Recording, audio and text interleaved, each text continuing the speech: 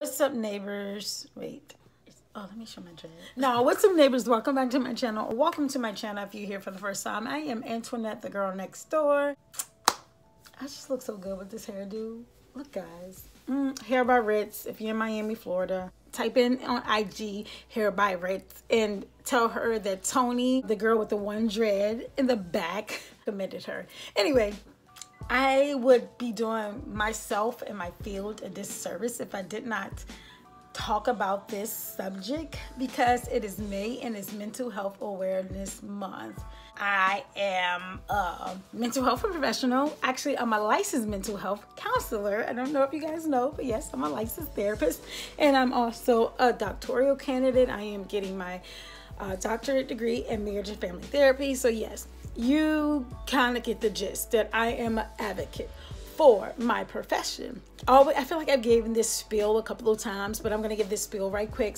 I am who I am today because of God first, and in this profession because of the life changes that therapy had made in college. Mental health, I just think that we are at a point in the world where people are really starting to acknowledge mental health awareness, but promoting mental health awareness. I do think there's still a stigma, especially in certain communities, such as the Black community. However, I think that it's becoming more and more acceptable nowadays to talk about mental health, to actually get help and not feel that you are alone. Most people, when they hear the word mental health, they think the C word, crazy, or they think that something's wrong with them, that they're alone. And sometimes people struggle with it and they don't know what to label it. They have no awareness that, like, it's not me that's the problem, it's the problem that's the problem. I am not my depression. My depression is a part of me, but it doesn't make me who I am, or my anxiety, or my obsession, or social anxiety, bipolar. People still make jokes about those things, but I see and hear it less nowadays, because I think that one point or another, if you personally aren't experiencing it, you've come across someone that you cared about that experienced it. Sometimes we all experience at some point in our life sadness, hopelessness, feeling helpless, feeling anxious.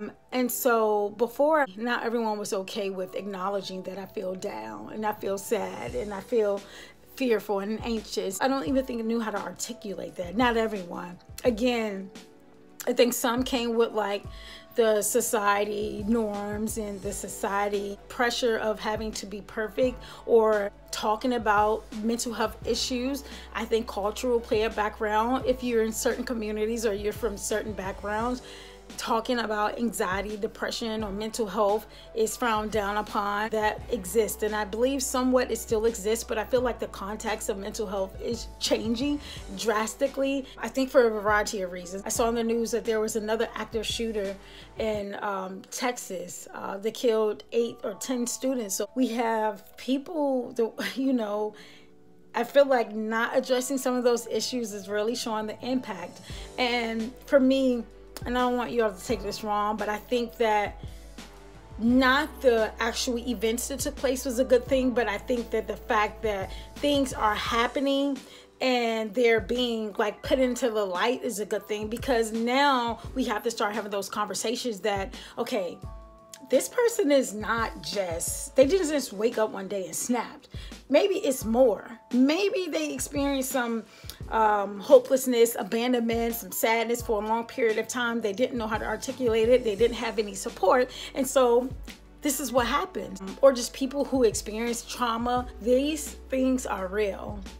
I am talking from not only a professional standpoint, but I know what that feels like. I know what it feels like to struggle. I know what it feels like to watch people I care about struggle with it. It's time to have a conversation. You're not alone. Why do we fear getting help? Getting help looks different for everyone. For me, getting help is talking with someone. Not to say that's going to solve the overall problem, but sometimes I think people just want to hear. When people ask me like about why I became a therapist, and just it's just so hard to describe the impact that my clients have on my life. I feel like a human diary, and this is kind of like off, but it just ties into why I'm passionate about mental health, why I'm passionate about what I do. It's mainly because I know what it's like to feel like I did not have someone to talk to. I know what it feels like to not be able to articulate exactly that nagging emptiness inside of me. I know what it looked like to be afraid to tell someone, like, I don't feel, something feels off. There are signs. There are always signs. And I challenge you to really deep within yourself and acknowledge those signs.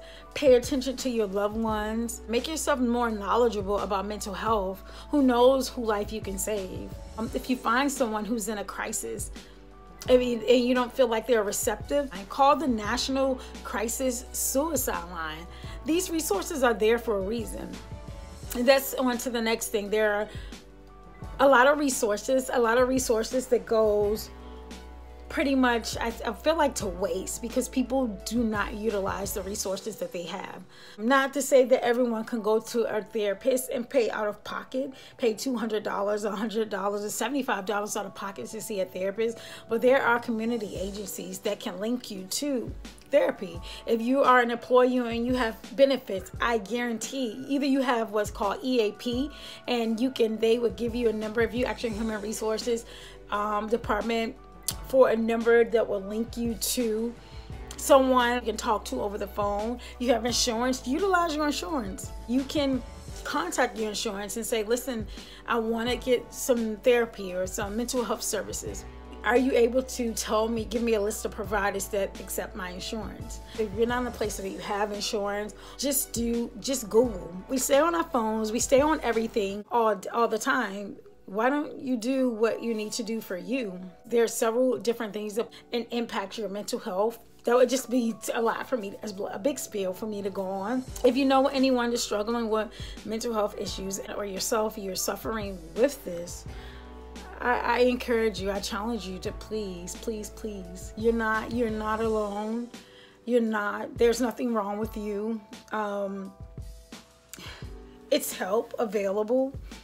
Know your signs, know your red flags, the people closest to you. There's a lot going on in the world nowadays in these times.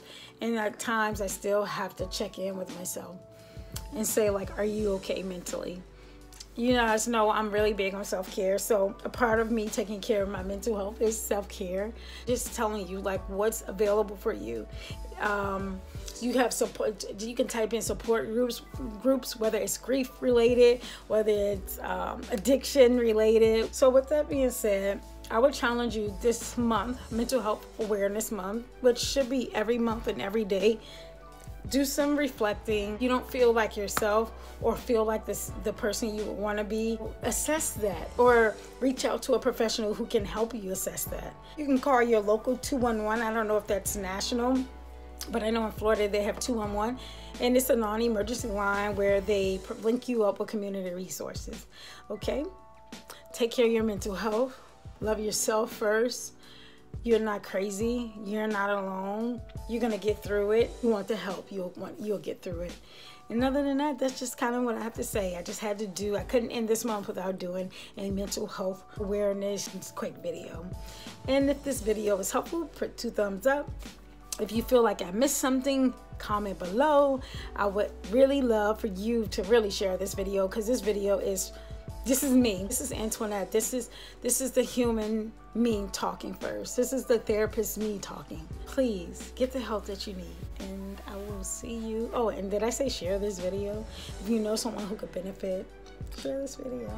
Oh, I'll see you all in my next video, y'all.